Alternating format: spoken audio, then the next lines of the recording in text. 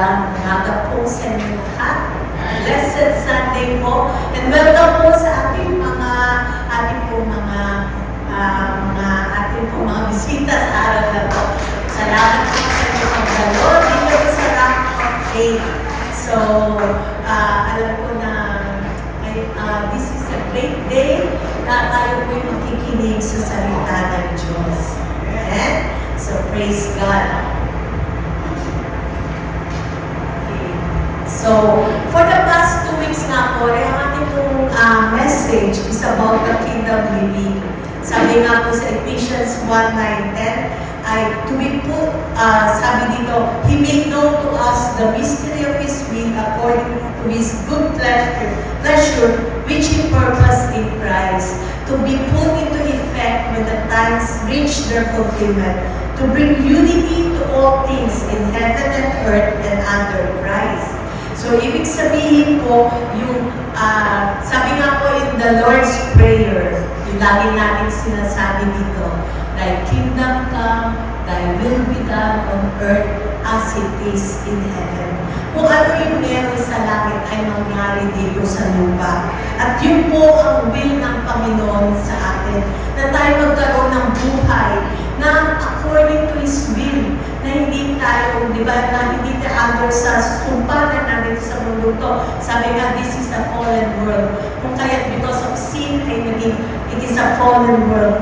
Pero now, because of Jesus, we have that, kumbaga, na tayo, pinagsabi nga niya, that unity to all things in heaven and earth ay mangyari dito sa lupa. So, the spiritual and the physical realm. So, whatever is in the spiritual ay mangyari dito sa ating makamtan at mag-manifest sa atin. Kaya nga, we should be in tune with the voice of God. Amen? Malaman natin kung ano ang will niya para sa atin. Sabi nga po natin, there are so many promises na mababasa tayo sa Bible. So many promises. But there is the reward na binibigay ng Panginoon sa atin for that particular situation ng buhay natin. Nangungusap ang Panginoon sa pamagitan ng Kanyang salita. Kaya nga, we should be in tune with the voice of God. Sabi nga, kumbaga sa radyo, kapag kailangan mo ng mga news, pupunta ka sa AM frequency, di ba? Pag naman mga kantahan, usually sa FM. So, huwag mo ipilit na makinig ng news doon sa FM. At ganun po yung sinasabi, we listen what God is saying sa atin. At doon po, sabi nga, at paano po ba yun? Sabi sa Romans 8:14, for those who are led by the Spirit of God are the children of God. So, tayo po bilang mga anak ng Diyos, nung tinanggap natin ang Panginoong Jesucristo bilang ating Panginoon, the Spirit of God lives within us. Siya yung nangungusap sa atin. And He gave us revelation tungkol sa Kanyang salita, sa mga pangako ng ating Panginoon. And how do we do that? We seek His presence and His word. Sabi po sa Psalm 25:12-13, who then are those who fear the Lord? He will instruct them in the ways they should choose. They will spend their days in prosperity, and their descendants will inherit the land. Bisaya na. Kasi po yung mga kasama ko noon sa radyo ko, Bisaya. Eh, ano medyo sumasabit eh. Praise God. So, sabi ko na sa Darby Bible, His soul shall dwell in prosperity, and His seed shall inherit the earth. So, ano po ang ibig sabihin nito? Those who fear the Lord, they will spend their days in prosperity. Hindi lamang financial, kung hindi even our physical body. Kasi sabi dito, your soul shall dwell in prosperity, and your seed shall inherit the earth. Ibig sabihin, even yung mga anak mo, yung mga henerasyon na susunod sa'yo, will be blessed. When you will able to understand the fear of the Lord. So, ano nga ba po yung fear of the Lord. Hindi yan yung fear na natatakot ka sa Diyos na baka palpin ka, hindi. Because our God is a loving God. He is a Father to us, na mahal tayo ng Panginoon.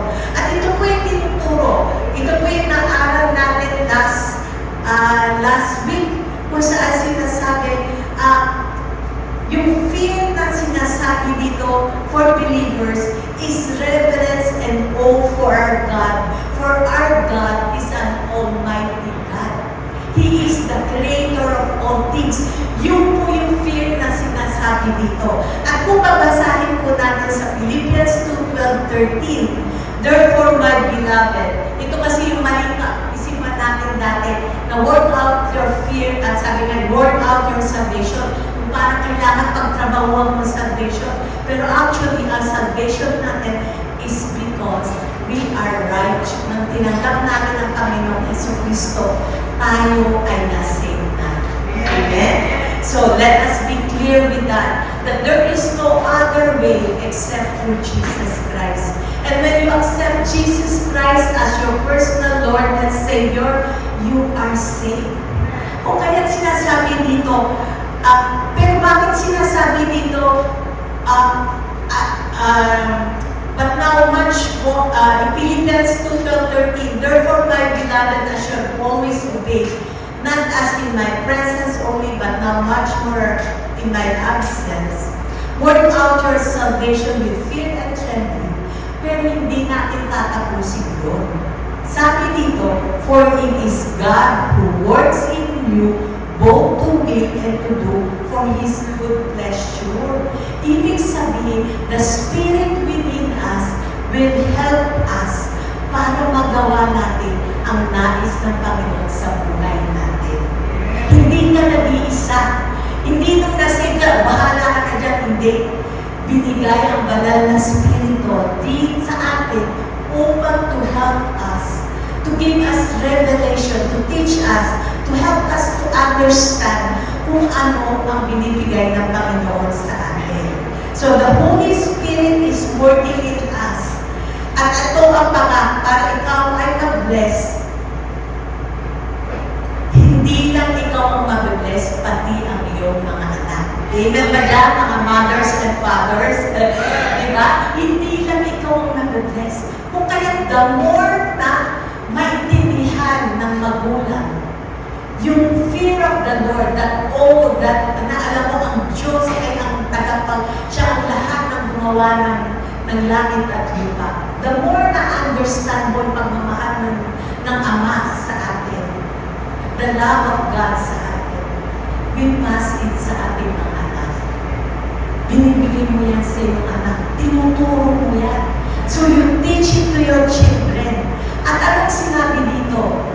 Even your descendants, they are blessed. Dahil ikaw, bilang ama at bilang anak, ikaw na namuhay sa Panginoon, ang mga anak mo, they are blessed. Amen? So you can claim that as descendants dahil yan ang pangako ng Panginoon sa atin. At sinasabi nga rin dito, get your breakthrough so your descendants will get even more. Mas higit pa. Kung baga yung napaglabanan mo, may kwento natin yung story ni David at ni Solomon. Na yung mga napaglabanan, yung mga napagpanalunan niya because of the goodness of God, napapasa dun sa mga anak. And greater pa, mas higit pa. And so one thing, katulad nga po yung sabi ko nga sa buhay ng mag-ama, na King David and King Solomon. Pero tignan natin, ano ba ang pagkakaiba nila?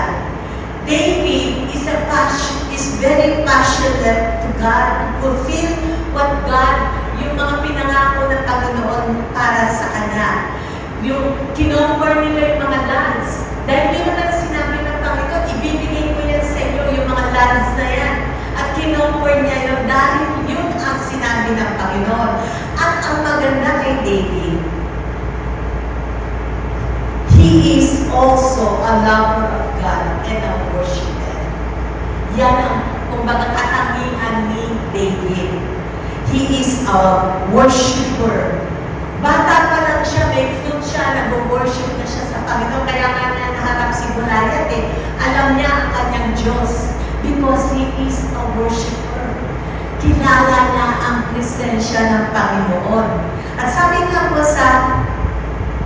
kung kaya nung siya ay magiging king, inalis na si Saul at ang pinalit ay si David. At ang sabi nga po dito, sabi sa 1 Samuel 13:14, but now your kingdom, ito yung kinakausap kay Saul, will not endure. The Lord has sought out a man after his own heart and appointed him ruler of his people because you have not kept the Lord's command. Yun ang sinabi kay Saul. Pinili niya si David dahil si David is a man after God's heart. Amen? He is a man after God's heart. At paano ba yun? Paano na ginawa ni David? Bakit siya, kumbaga, pinili ng Panginoon? At dahil, first, he kept the word of God. Tingnan natin yan in Psalm 119. How can a young man keep his ways pure by guarding it according to your word? With my whole heart I seek you. Let me not wander from your commandments. I have stored up your word in my heart that I might not sin against you. Anong sinasabi dito ni David? Para hindi ako magkasala, tinago ko ang mga salita mo sa akin. He meditated on the word of God that kept him away from sin. Kasi nandun sa puso niya ang mga salita ng Panginoon. And another, he valued the presence of God. The very first thing that David did when he took the throne of Israel in Jerusalem was bring the Ark of the Covenant back to Jerusalem. David set the ark in a tent, and mamaya natin yan. Noong time na binadala niya yung ark, kasi alam niya yung presence, yung presence ng Panginoon, kasi the Ark of the Covenant is, kumbaga noong time doon, nandun yung presensya ng Panginoon. Kung kaya nung nandun na siya na ang naging king doon sa Jerusalem, ang una niyang ginawa, pinakuha niya sa Jordan yung Ark of the Covenant. At nung papasok yun doon sa Jerusalem, anong ginagawa niya? Kumakanta siya, nagsasayaw siya. Dito medyo nahiya pa tayo pag sumasayaw, di ba? Nagsasayaw siya, wala siyang pakialam kahit anong sabihin pa ng asawa niya. Kasi kinahiya siya ng asawa niya dahil sa mga ginagagawa niya. Pero sa kanya, gusto niyang magpuri sa Panginoon. At yun ang ginawa niya.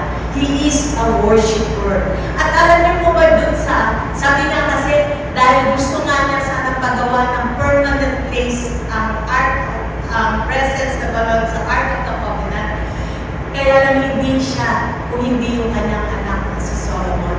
At ang ginawa na lang niya is the tent kung saan doon nilagay ang Ark of the Covenant. At alam niyo po ba kung anong inutos niya doon sa kanyang mga song leader? Yan, ay ganito David set the ark in a tent and commanded Asaph, the song leader, along with specifically trained singers and musicians, to worship the Lord before the ark night and day. 24 hours, may worship na nangyayari doon sa tent, the tent wherein nandun yung Ark of the Covenant. At sabi nga po dito, at ano yung sinabi niya, ang pinili niya doon sa song leader na si Asaph, at doon sa mga associates, yung mga kasama niya mga song leader doon, how to praise the Lord. Always give praise, proclaim. Kasi mababasa niyo yan in 1 Chronicles 16:8-36. Pero isa-summarize na lang natin. First is always give praise to the Lord. Proclaim His name. Always in your worship, it is all about the Lord. About Jesus. Hindi tungkol sa'yo. When you sing about the Lord. About Jesus. About His might na yung pagiging Diyos na. At sabi dito, sing Remember the wonders He has done. You remember yung mga ginawa ng Panginoon. Declare His glory among the nation. Ascribe to the Lord glory and strength, and give thanks to the Lord. Yun ang sinabi niya doon sa mga song leader, na yun ang lagi ninyong aawitin at yun ang pagbibigay ng pagpuri sa Panginoon. At compare doon sa time ni Moses, sa tabernacle of Moses, ang nakakapunta lang doon sa Holy of Holies ay yung mga high priests. At anong ginagawa nila before pumasok sa Holy of Holies? Yung mga priests at yung mga tao, they offer bulls and goats para may dugo sa sacrifice. At kapag yun ay tinanggap ng Panginoon, 1 year sila blessed. Yun ang nangyayari. 1 year sila blessed. Natanggal ang mga, kumbaga hindi natanggal. Kumbaga, tinuberan lang yung mga kasalanan nila. Only Jesus can take away sin. Amen? Kung kaya noon, 1 year lang sila mabibless kapag nag-offer sila ng bulls and goats. So, at ito po yung prophecy in connection po dito in Amos 9:11-12. On that day, I will raise up the tabernacle of David, which has fallen down, and repair its damages. I will raise up to its ruins and rebuild it as in the days of old, that they will possess the remnant of Edom and all the Gentiles who are called by my name, says the Lord who does these things. In the last days, I will go and I will rebuild the tabernacle of David. Anong ibig sabihin ng tabernacle of David? Tabernacle of David is given to the tent that King David set up on Mount Zion in Jerusalem to house the Ark of the Covenant. In the time of Moses, tabernacle of Moses is sacrifice of animals. Pero sa tent David's tabernacle, it is sacrifices of praise, joy, and thanksgiving. Yun ang difference ng tabernacle of Moses.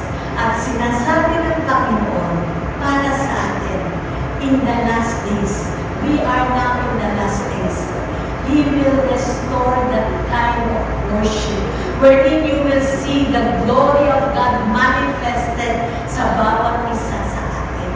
We will see kung paano kumilos ang Panginoon at doon mo makikita ang gawa ng ating Panginoon.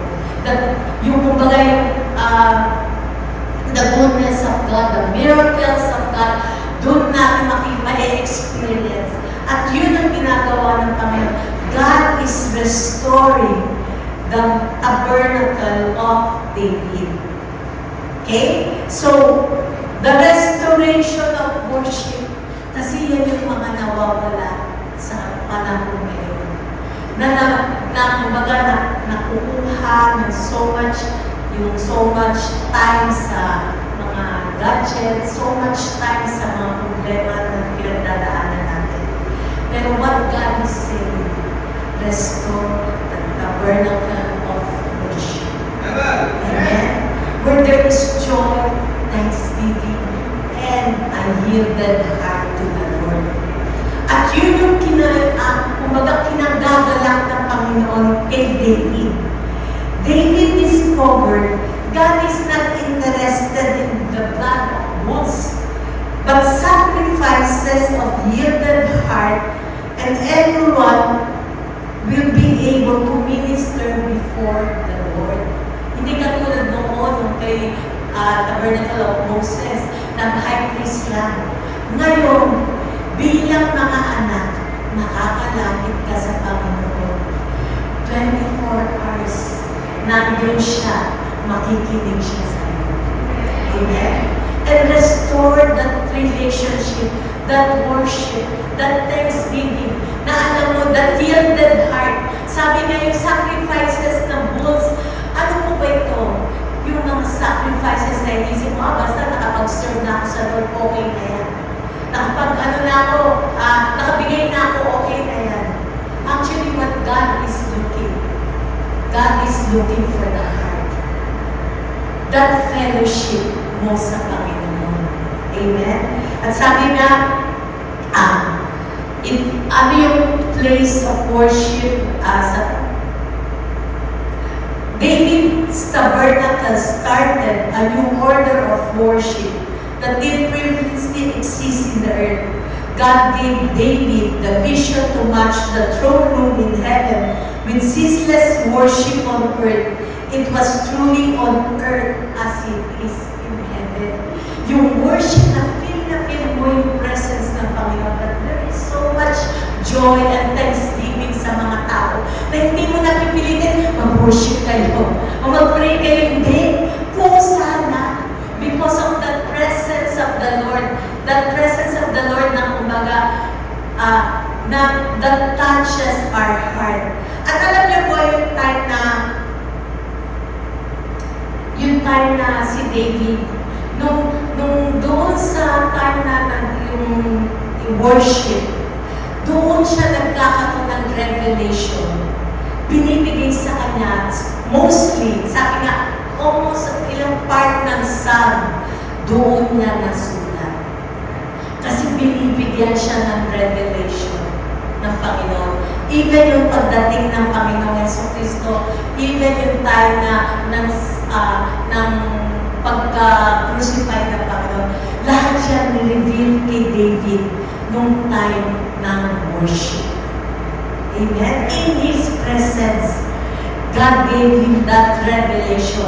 Kung kaya't sabi nga, buhay na buhay, every time na nandun na nag-worship, the glory of the Lord ay makikita doon sa lugar na yun. Na tabernacle of David. And because of that, now, when the people will see the goodness of the Lord sa buhay mo, when the people will see how God moves in your life, kung sana silang lalapit sa'yo. Makikita nila yung glow sa mukha mo. When you spend time in worship sa Panginoon, there is that glow in you. Na makikita ng iba, anong nangyari sa'yo? May pagbabago sa'yo. Bakit sobrang blessed ka? Anong nangyari? That is because of the presence of the Lord in your life. Amen? Amen? So, this type of worship will bring in the harvest of the nations to God. That revival na hinihintay natin. As we sing, it will always start with us. Bawat isa sa atin, it will start with us as we continue to yield ourselves to the Lord. As we continue to have time in fellowship with the Lord, in reading His Word, and Him speaking to our hearts, it will start sa iyo at sa atin. That revival na hinihingi na natin, na noon pa natin, kumbaga noon pa yan, yung time ng charismatic, yung time na we experience with so much glory ng Panginoon, with so much healing, so much kumbaga yung presence ng Panginoon, mas higit-higit pa doon. Dahil yan ang pangako ng Panginoon. I will restore the tabernacle of David. Amen? And what is that? That worship to the Lord. The presence of the Lord. Amen? So, tuloy natin. At nung time na yun, sabi nga, balik natin sa time ng mga disciples in Acts. At di ba nung time ng after nila mabaptize, ang daming mga Gentiles, isang salitaan lang isang tuwan lang ni Peter or ni Paul, ang daming nababaptize, ang daming tumatanggap sa Panginoon because of the presence of the Lord. The Spirit of God moving. Di ba ngayon kung isa ang hirap yan, sanay na yan si Helen, sanay na yan mag-sharing. Di ba kung isa ang hirap at tinatakbuhan ka pa di ba? Okay, bibisita ka, ayaw kapagtanggapin sa bahay. Pero sabi nga, now is the time when people will sing, sila na mismo ang lalapit sa'yo. Ano bang nangyari sa'yo? Bakit ka so much blessed. Bakit? Ano nangyari sa buhay mo at binago ka ng Panginoon? Sila na ang magtatanong. Amen? So that's celebration. O yun nga, balik natin. Yung Genesis, nung time ng mga disciples, nung sa Acts 15. So many Gentiles are saved. So sabi ng mga, di ba, mga Hudyo yun, mga Hudyo, yung iba ng mga disciples. Sabi niya, dapat yung mga yan, ma-circumcise at ganyan. Tapos pinaglaban ni Barnabas at ni Paul. No, it is because of the grace of God. They received the baptism of the Holy Spirit. Kasi nung araw, tanging mga Jews lang yun eh.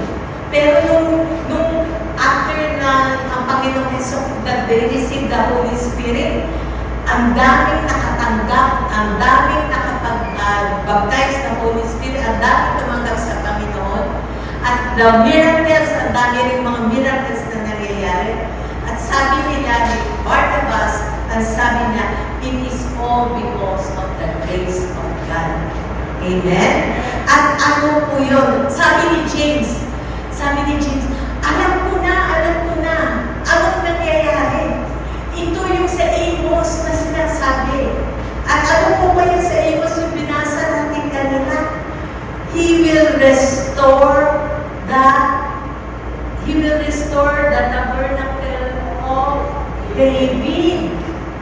Kung saan the grace of God ay umaapaw, kung kaya, because of the presence of the Lord, the Spirit of God moving, kung kaya itong mga Gentiles na ito ay tumanggap sa Panginoon.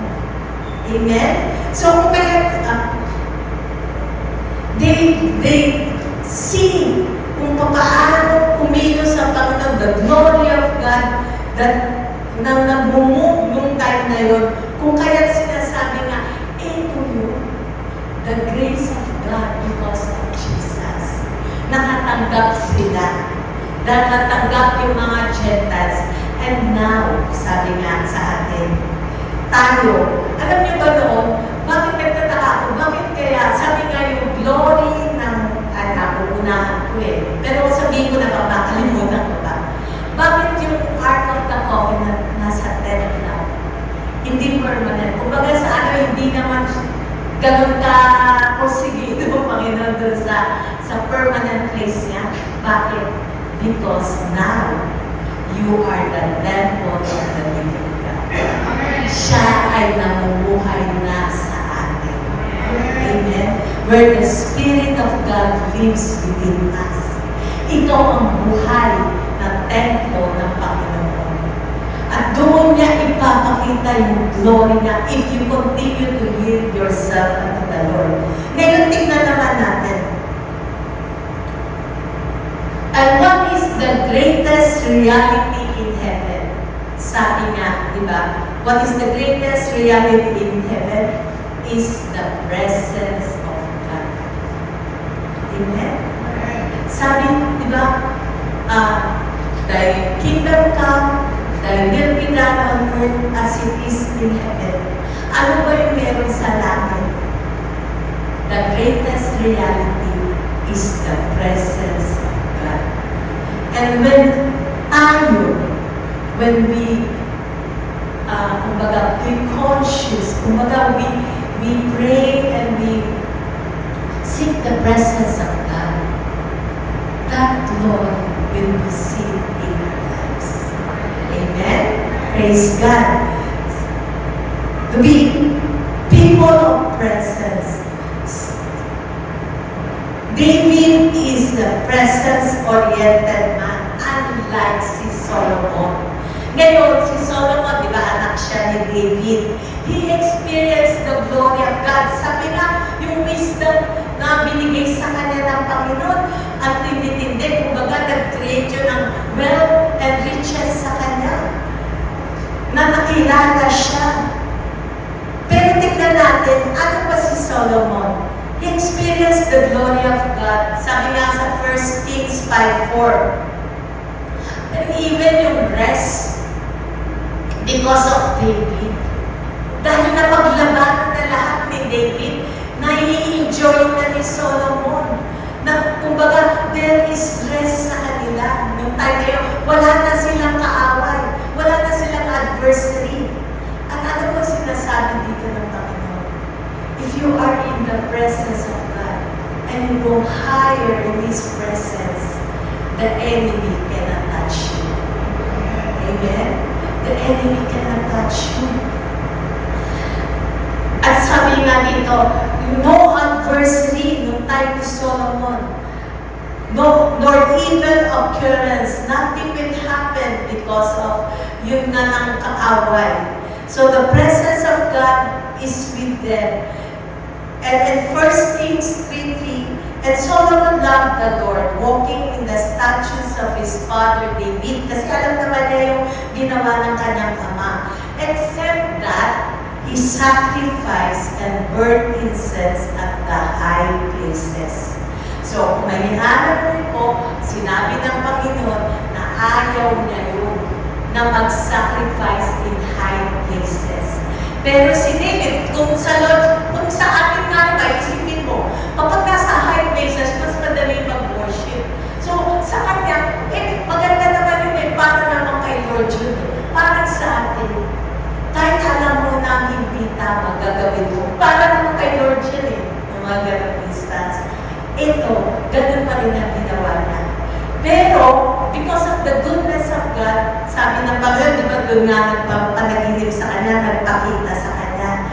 At sinabi nga, ay nag-dream sa kanya. So sinabi nga, He will give him wisdom at riches and honor. At next, ay nung andun na siya, dinala yung Ark of the Covenant. Sabi nga yung glory doon sa David's tabernacle compared sa glory nung kay Solomon, hindi lamang yung mas mataas pa rin yung kay David. Bakit? Because of the presence of the Lord. He knew kung ano ang gusto ng Panginoon. Amen? At dito, ikita natin, everything nga ng gusto ni Solomon na-accomplish. Everything ay nagagawa nga dahil God gave him wisdom. Kaya lang, meron siyang ginawa. In 1 Kings 11:1-4-9. King Solomon, however, loved many foreign women beside Pharaoh's daughter. Moabites, Ammonites, Edomites, lahat ng heights. They were from nations about which the Lord had told the Israelites, you must not intermarry with them, because they will surely turn your hearts after their gods. Nevertheless, Solomon held fast to them in love. He had 700 wives of royal birth and 300 concubines, and his wives led him astray. As Solomon grew old, his wives turned his heart after other gods, and his heart was not fully devoted to the Lord his God, as the heart of David, his father, had been. Ang dami niyang na-experience na goodness ng Panginoon, pero dahil na-turn away yung heart niya sa Panginoon, doon siya nagkamali. Amen? Because he loved so many wives nga daw. Nagkaroon siya ng so many wives. 700, akala mo, tapos doon ha. Paano kaya niya yung ginagawa? 700 wives. Giniway niyo yun. Bakit sa tingin niyo? Bakit niya ginawa yun? Kasi kapag nakipag-asawa siya sa different nations na yun, nagkakaroon ng treaty na hindi na siya aawayin. Kumbaga hindi na sila lulusubin nung nation na yun. Sa isip niya, maganda yun. Pero pinakita na ng Panginoon sa kanya kung paano sila niligtas ng Panginoon. Amen? Ginawa niya yun on his own. Kumbaga, ito po yung sinasabi natin, self-will, a divided heart. Nagkaroon siya ng ganun. So sabi nga in 1 Kings 11:9, the Lord became angry with Solomon because his heart had turned away from the Lord, the God of Israel, who had appeared to him twice. Nagpakita na ang Panginoon sa kanya, and yet nakalimutan niya yun. Amen? The goodness of God, nakalimutan niya yun. He allowed He allowed the enemy to take his heart away from God. At yun nga po yun, unhealthy alliances gives the enemy to steal, kill, and destroy. Yun yung kumbaga, hinihintay lang ng kaaway. Yes, it is all by the grace of God. You are under the grace of God. Pero when you still do yung self-will mo, kumbaga, meron yung consequence yung nagagawang yun. Kung kaya you have to return, katulad ni David, kahit nagkasala siya kay Bathsheba, bumalik siya sa Panginoon at nirestore pa siya ng Panginoon. Amen? Ganun tayo kamahal ng Panginoon. And dito nga po kay David, kay Solomon, hindi siya nagbumalik sa Panginoon. He died at 60 years old. But, yeah. Tapos yun nga. So, nakita natin dito na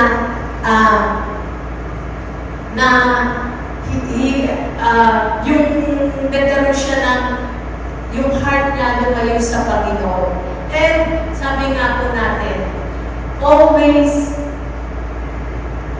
paano natin mababalik? Paano natin paano tayo makakabalik sa Panginoon? We are the temple of the living God. The Spirit of God lives in us. So we are the fragrance of Christ. Ito nga, kumbaga, the more we become conscious of the presence of God, the more we will be able to makikita yung pag-change ng Panginoon sa atin. God is moving in our lives, and you will see the glory of God in our lives. So everything that we do, we bring it to the Lord. So how can we keep the fire burning? Be led by the Spirit. Amen. Paano po kayo be led by the Spirit? The word of the Spirit is in us, and the Spirit of God lives within us. So paano po ba yun? In Ephesians 5:19, instead be filled with the Spirit, speaking to one another with psalms, hymns, and songs from the Spirit. Sing and make music from your heart to the Lord, always giving thanks to God the Father for everything in the name of our Lord Jesus Christ. So dito po, sabi po dito, how can we be conscious of the presence of God? Speak in psalms. Remember mo kung ano yung mga ginawa ng Panginoon sa iyo. Amen? Na lagi mo, kumbaga, remember the goodness of the Lord in your lives, at yun nga, umawit ka sa Panginoon. Kaya nga sabi ngayon, yung dun sa tabernacle of David, it is worship. You worship the Lord in psalms, in yung mga songs na nagbibigay kapurihan sa Panginoon. And that will, strengthen you, the Spirit of God strengthen you, upang ikaw ay lagong maramdaman ang presensya ng Panginoon. Amen?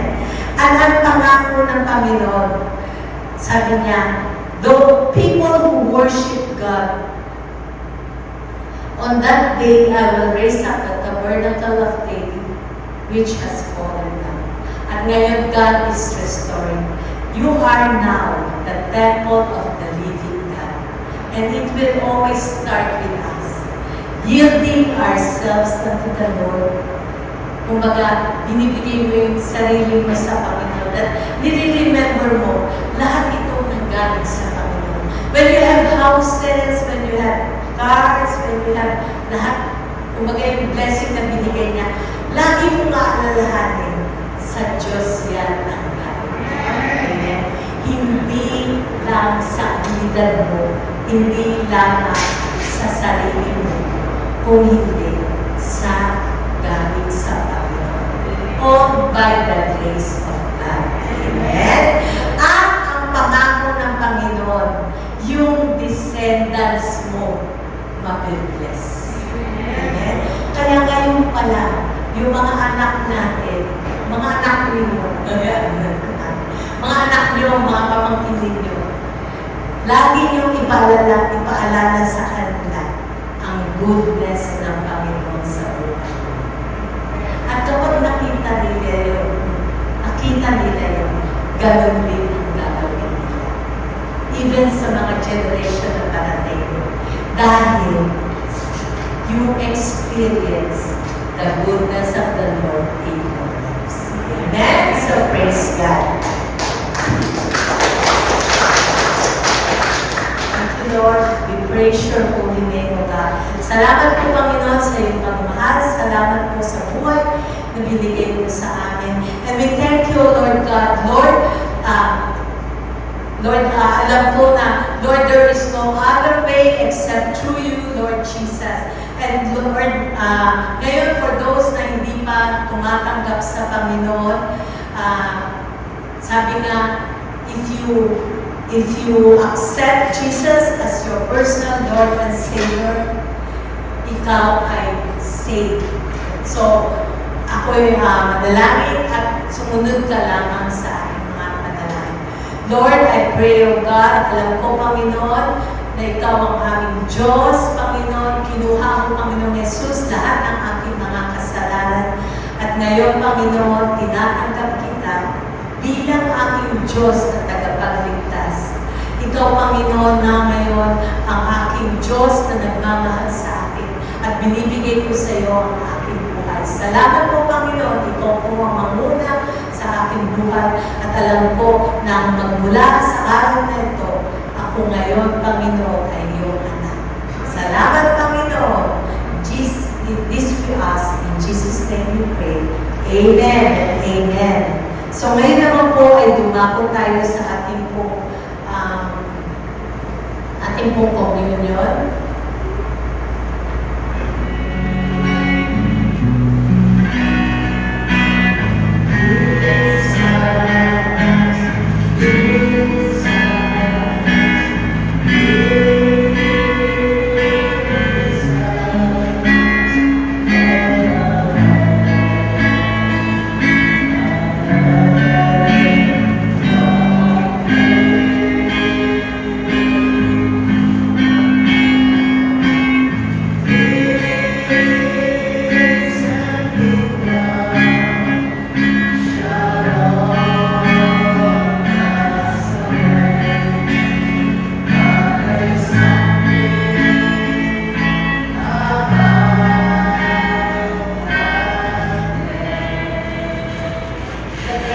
Symbolizes the body of Christ, and the wines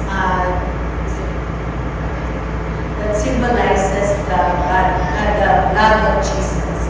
In 1 Corinthians 11:23-26, for I received from the Lord that which also delivered to you, that the Lord Jesus, at the same time in which he was betrayed, took bread, and when had given thanks, he broke it and said, "Take it, this is my body, which is broken for you. Do this in remembrance of me." And as we take the bread, let us remember Jesus who died for us, that by His stripes we are healed. At inangkin natin ang kagalingan sa bawat isa, Lord. Lord, we thank you, God, that by your stripes we are healed. Let us now take the bread.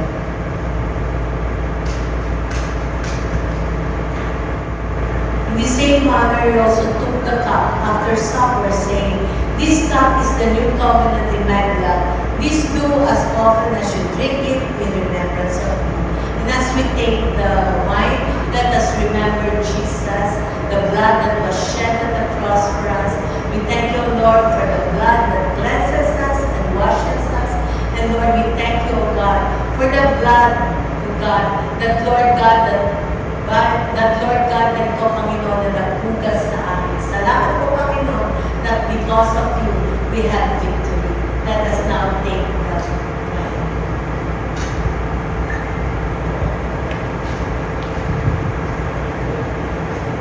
Lord, we thank you, O God. We praise your holy name, O Lord God. Salamat po, Panginoon, sa buhay na binigay mo sa amin. We are victorious, O Lord, because of you. And we thank you, O Lord God, for because of you, we are now the righteousness, O God, in Christ Jesus. Amen. Tumako tayo sa ating tithes and offerings. Let us lift up our tithes and offerings to the Lord. Lord, we lift up to you our tithes and offerings, Lord. Ikaw, Panginoon, ang aming supplier. Ikaw, Panginoon, ang aming provider. Every blessing na namin natanggap, Panginoon, ay nanggaling sa iyo. And Lord, we thank you, O God, for all the goodness na binigay mo sa amin. And Lord, as we lift up, O Lord God, our tithes and offerings to you, Panginoon, Lord, iyong pangako, Lord, return it back to them 100-fold, O Lord God. Lord, na ikaw, Panginoon, ang magbubukas ng kalangitan, open heaven, O Lord God. Lord, that, Lord, your provision, O God, sa bawat isa, Panginoon, that, Lord, that open doors of blessings, O Lord God. Bless the works of their hands, O Lord God. At lahat po ng kanilang negosyo, lahat ng kanilang trabaho, Panginoon, ikaw, Panginoon, ang mag-bless niyo. We thank you, O Lord God, and we glorify you, O Lord. In Jesus' name we pray. Amen and amen. Amen. Tayo po'y tumayo. Lord, we lift up to you, O God. We thank you, O God, for this day, O Lord God. Ikaw, Panginoon, ang aming Diyos. Panginoon, salamat po sa iyong salita. Panginoon, we know, O God, Panginoon, that your grace rules sa bawat isa, Panginoon. And we declare, O God, fullness, restoration, O God. Abraham's blessings are ours, O Lord God. And we declare, O Lord God, this week is a blessed week, Lord God. Lord, ikaw lagi ang aming kasama, Panginoon. Your presence is always with us, Lord God. And Lord, you bless the works of our hands. We thank you, O Lord God, for your protection, your blood covering sa bawat pamilya, O Lord God. And we thank you and we glorify you. In Jesus' name we pray. Amen.